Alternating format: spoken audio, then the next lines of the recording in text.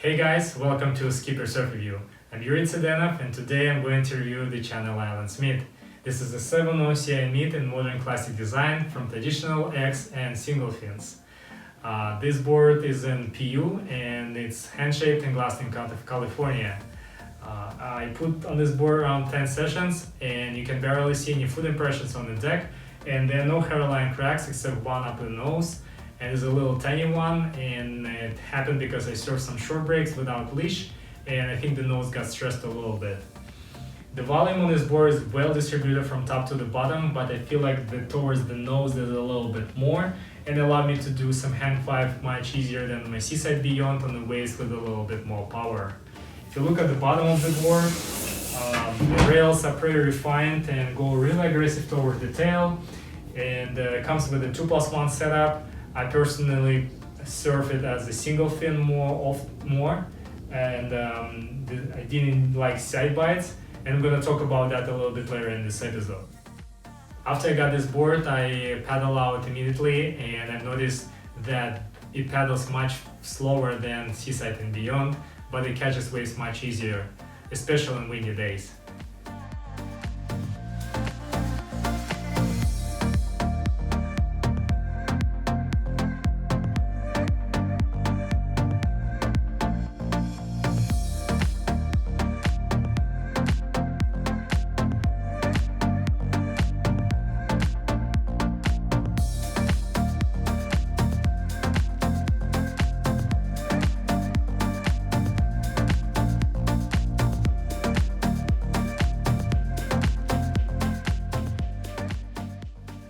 In CI Meat promo videos, they only show how the board works in good waves, mostly at point breaks and nothing being surfed under waist high and less quality beach breaks.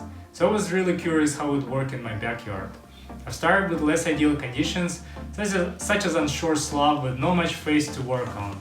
Surprisingly, I was able to go down the line and do foam climbs and small turns.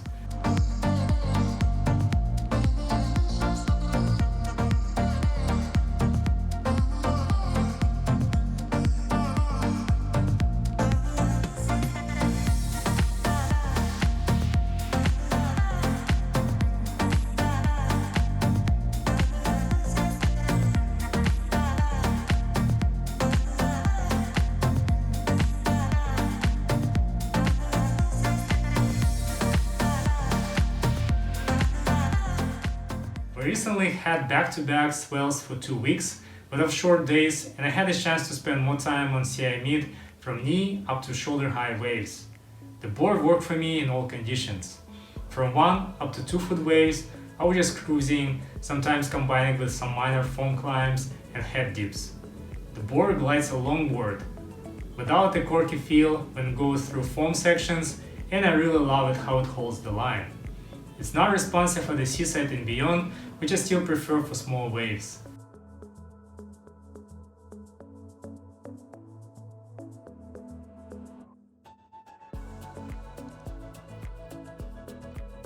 From 3 feet and over, I was able to get good sections to start working on my turns.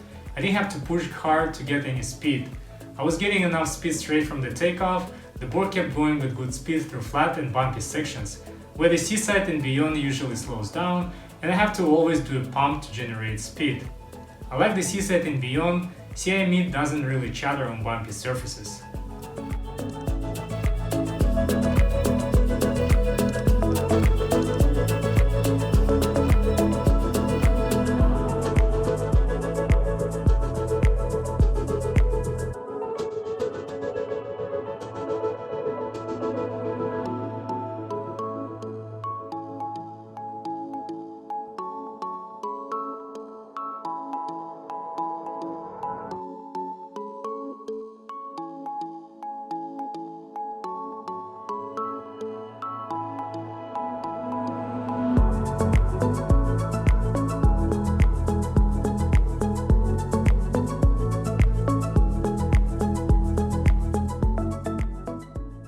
I took a full advantage of this board when it was 3+ clean day with a 300 feet long section, and that allowed me to link my turns.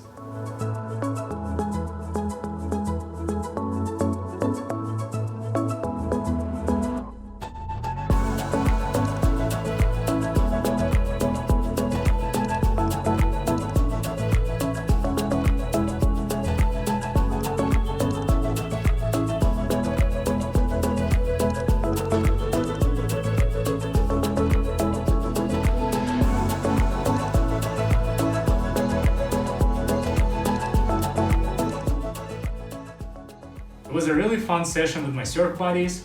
We were exchanging boards to catch some waves, and this is me on a 7.0 egg kind of shape. I don't exactly remember what model it is, but the shaper's name was John Mangiagli out of Hermosa Beach, California. The board felt pretty similar to my Seaside and Beyond. To improve my surfing faster, I tried to compare side by side my clips with pros and see what I can be fixed next time I go surfing. There are a lot of things to work on, starting from a proper bottom turn and all the way to my hand position. For instance, my left hand didn't lean down to the wave. This would have helped me to open my shoulders and chest back towards the breaking part of the wave. On CI Meet, I have to take more time when surfing, especially for setting up new lines. The board will do the work for you, and as Britt Merrick said, you've got to be able to do the turns that you want to do, and you've got to be able to do your best surfing. And I totally agree on that, and it's rewarding. To be honest, I didn't like it in the beginning. It went opposite after I adjusted my style of riding this board, and now the more I surf on the CI Meet, the more I love it and I feel connected. I don't think CI Meet smoothes my surfing much unlike the Seaside and Beyond.